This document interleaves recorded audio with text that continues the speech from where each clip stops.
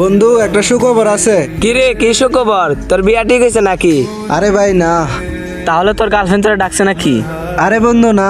আরে বন্ধু বল না কি তোর সুখবর? দেখ বন্ধু, আজকে 2000 টাকা লয়েছি, তোর আরে ভরপুর খাওয়ামো। চল তাহলে সবাই মিলে চৌমনি বাজার ঘুরতে যাই। আরে বেটা না, চল মাধবপুর ফুচকা বাড়িতে যাই। আরে না, চল সবাই মিলে রেস্টুরেন্টে যাই। কিরে তোর কোনো মতামত নাই? না রে বন্ধু, আমার কোনো মতামত নাই। আরে বল কে কই যাইবি?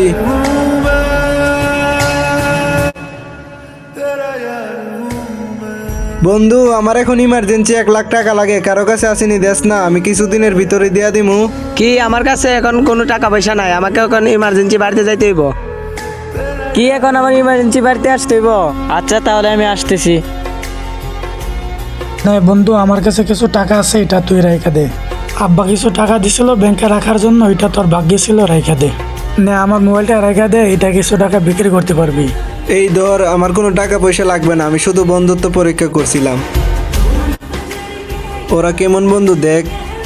আরে প্রকৃত বন্ধু তো সেই যে সব সময় বিপদের সময় পাশে থাকে।